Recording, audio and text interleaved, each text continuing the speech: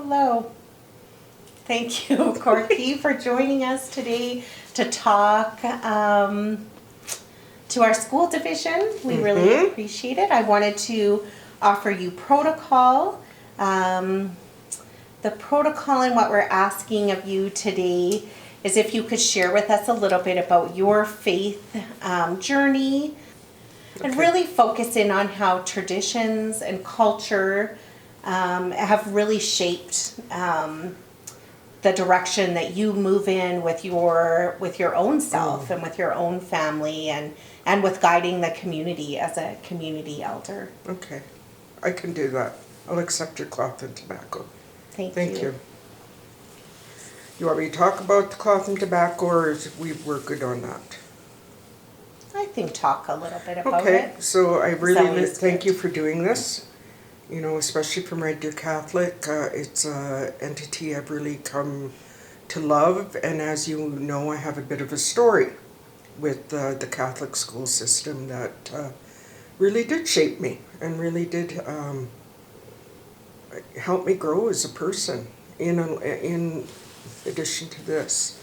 You know, our tobacco represents honesty. I wouldn't have taken it if I could not do what you were asking me to do or speak to what you're asking me to speak to. And I feel like I'm able to do that with honesty. Okay. And the ribbons I hold because, and I think of all the children in the schools, you know, how important that is, how important the work you're doing is. And, you know, the white, the yellow for the East and new beginnings, the physical, people of the Asian race, the South for the teenager, the mental, people of the European race, the black or the dark blue for the West, the emotional, direction of the people with the dark skins, and lastly, red for the North, direction of the spiritual, and representing all the Indigenous people, all of us. When if you go back far enough, we're all Indigenous people. And our beautiful big world is big, and there's room enough for everybody. This represents, for me, when I hold it, all the children in the schools that I think of, and you know, the work that you do. So I'll do my best. I'll try very hard to speak to this, and I'm going to hold it while I speak. Thank you, Corky. Mm-hmm. So how do traditions and culture, why is that something that you hold on to, and how is that important to you living your life as a faith-filled person and as an elder? Why it is important to me is because, in a way, it took both to get me here. The Catholic religion, okay, where I was baptized Catholic, not early. I think I was about 6 years old when I was baptized. I was confirmed. I got wed in Sacred Heart Church downtown on 55th Street, and it was in my family. You know, the Catholic way. And I know now it's because of what happened with the schools, residential schools way back in the day. But nevertheless, of what happened, that faith became important to some members of my family. And it's moved them. It's moved them through life, and I need to respect that. However, it wasn't a day-to-day way of life for my family. I would, you know, we would go to church on the big days, we'd get baptized. It was a big thing. We couldn't get our dresses dirty. I never understood the confirmation part about, you know, being little brides but I did it because it felt like that's what was expected of me. In my home, however, it wasn't a day-to-day. We didn't say grace, but it was there. Just as this was there. We had a little thing of smudge. We had a few little artifacts, but they were kept up in a fridge, up in a cupboard above the fridge. And again, it wasn't a day-to-day thing. but it came out when it was needed, and we were what I know now is we were very secretive about it. We didn't talk about it. And now I know why. So I started school at Sacred Heart School, which is down, I believe northwest of where Camille is now, and then I transferred up to St. Thomas, and then from St. Thomas I went to Camille, and went the whole my school journey went through the Catholic school system. And I had some wonderful teachers who impacted me, and I had some that made me think. And but it was sometime in Camille, grade 11, I really lost my way. And it's because I was starting to learn about what was happening to why my family was the way it was. And why there was so much hurt and why there was so much pain. And I looked for other ways to take that pain away. And after a while, I had to move to other things to take that pain away. And eventually lost my way. This is what brought me back. Is something that was probably squelched in me as a child, because I truly believe my mom was doing the best she could at that time with what had happened with her. So fast forward a few years, I'm learning, I'm getting back into my traditions, I'm living a very sober life and a good long life with my husband. We've been together over 40 years and went through some huge addictions together and huge healing together, right here in this little home. Adopted our little son in this home, just life as we know it, the life journey that you've had and I've had. We've all made it here for reasons and for in whatever way it took. So as I don't call myself an elder. At 61, I'm still very young to be called an elder, but my community does. And it puts me in a very difficult situation sometimes, because I know truly I'm not right there in that elder, the northern direction just yet. I'm kind of in between the western and the northern right now. But I have to try my best, okay? And how I see myself trying my best is working with children, okay?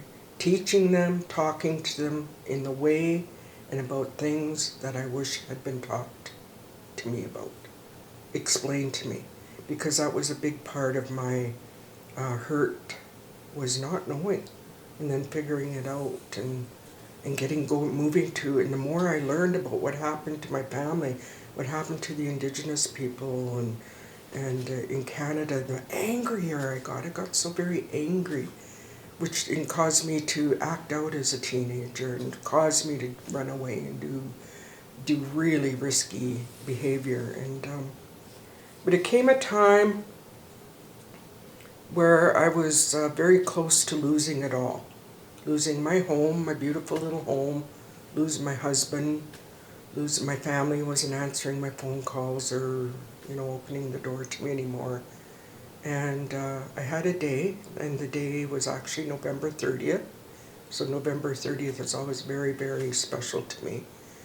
And 26 years ago on November 30th, I put everything down, and it wasn't easy, but it was the best thing I could do, and it's still a constant journey. And what happened is I went into my first sweat lodge at Father Lacombe Treatment Center in Calgary, and the minute I went into that sweat lodge, the smell, the shape, so close to the land, everything just hit me like just hit me. I guess you akin it to having a what do you call it, a revelation or an awakening, because something inherent in me was awakened. Something that was deep in me, with my family, something connected when I was in there. And at first it was so strong that it actually scared me, but after you know, a lot of time, a lot of talking to elders, real elders, I started to figure it out, and I started to walk this path, started to really make a lot of sacrifices, just like Catholic people do a lot of commitments, spiritual commitments, just like the Catholics do, to a point where in my community people have seen how my husband and I live, and it's a strict way, it's very strict, but now we're asked to do things like this, so we try our best. And one of the most special things that happened to me in doing this work is all of a sudden, we don't know where life takes you, a couple detours, around, a few roundabouts. I fell into the lap of the Red Deer Catholic school system. And I don't even remember the first thing we did together. But all I knew is that you worked with children, and that's where my heart lies, with children. And then one day we were asked to go speak together to the teachers at St. Thomas.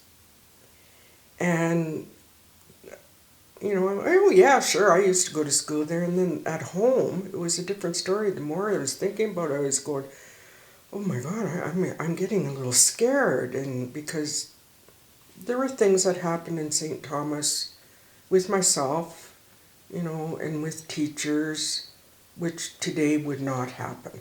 You know, words said, things done that we know now aren't right, you know, and it doesn't encourage a child. And then I started to feel that anger all over again. And I even thought of ways of trying to get out of it. And going, I don't want to go back to that school. I can't do that right now. And but regardless, you know, and that's one thing about Red Deer Catholic, you treat us so very good.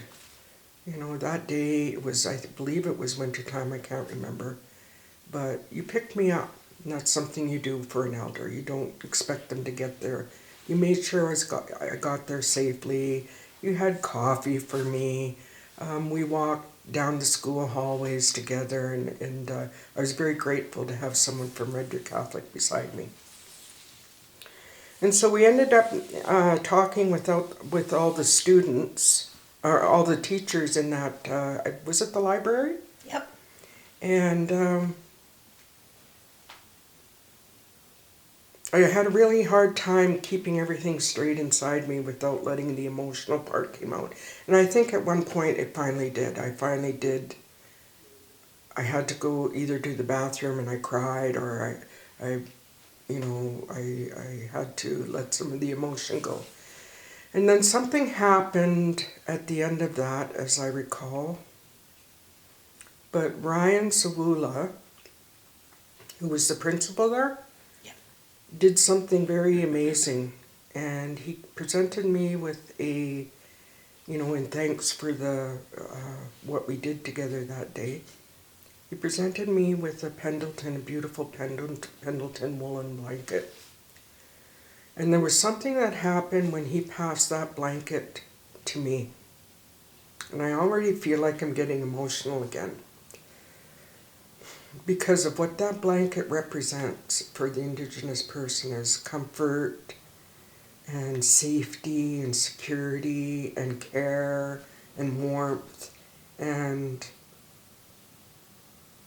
I was able to let all those past things go. And it was a huge, huge step in my reconciliation through, as an Indigenous person in Red Deer. And it was all connected to culture. And every time I've gone into the Catholic schools, I've been treated with kindness, and I feel sometimes like a bridge. You know, a bridge between the Indigenous community, or the people that had that Indigenous part of them interrupted, and the mainstream community, especially the schools, because our teachers are so important, so important. And I believe that's what we do as people. We create space for people to heal. And I think that's what I've felt in the schools. And for me to be able to bring my culture in and talk, and I don't just address the Indigenous students in the school, I address as a whole, of us as humanity as a whole. You know, but I always keep an eye on those Indigenous ones and see how they're reacting, and I make sure I say in the schools what I wish had been said to me. Or I wish if I had been in school and the teepee had been put up, that would have been amazing, you know. And but hindsight is 20/20, they say, and look at where we are now, and we're all working together as best we can for those young ones coming behind me. Because I feel I'm at an age now where I feel like I want to do things where I know I'm making a difference, or I can walk away from going, I feel good about that. I feel that with young people. And I thank you for giving me the opportunity to do that. You know, I wish there had been a Indigenous Services team back when I was in my teen years. It would have made a huge difference, and you do make a huge difference.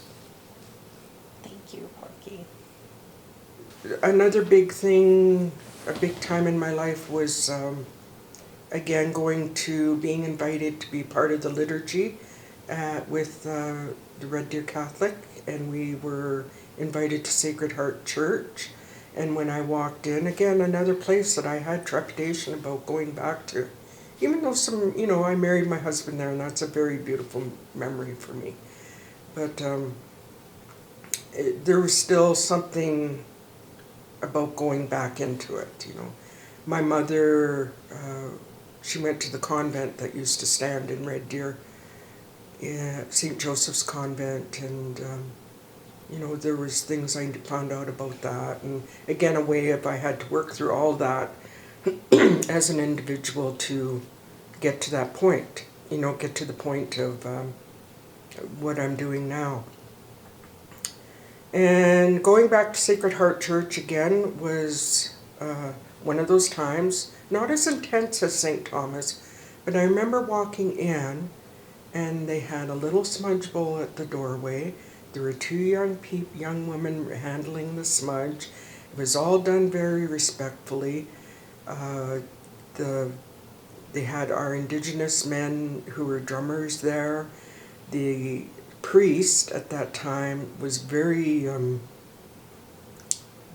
open and very inclusive. And I remember thinking, almost went back to that place of, oh, I have to really respect this guy. I'm kind of scared of him. And I had to get past that to go, no, he's a person of faith, and I'm a person of faith. We just have two different ways of showing that relationship to something greater than ourselves. But really, when you come right down to it, there's a lot of similarities.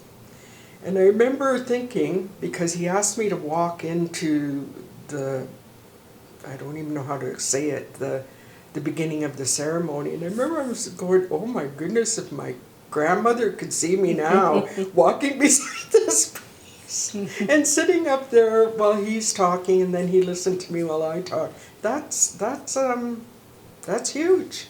That's very big, and it's meaningful. And it's meaningful because I felt respect of our way as well. And I really believe we all have a right to pray in the way we want to pray, in the way that connects us with something that is bigger than ourselves.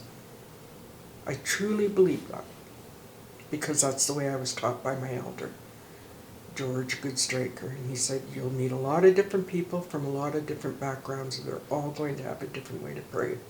And you need to respect that. Because if you don't respect how people pray, you're not respecting what's getting them through their day-to-day life. And you have no right to do that. I love that lesson. It stuck with me. And when I go into schools, I really make sure, this is my way to pray.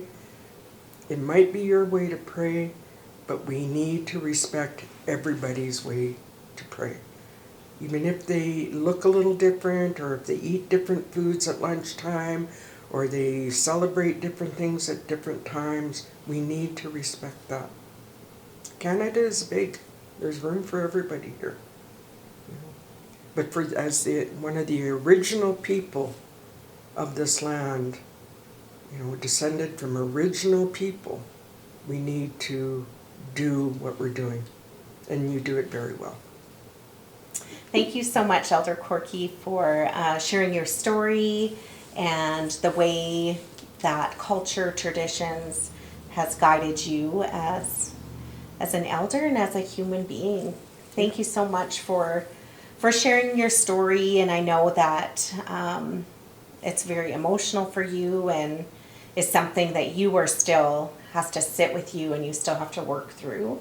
So I really appreciate you always taking the time to work with our division and being able to call on you to help with students, even last minute. We need your help with a student at this high school, and you always drop everything to come in to support us. So we really appreciate it. Okay. Thank you. Thank you for having me.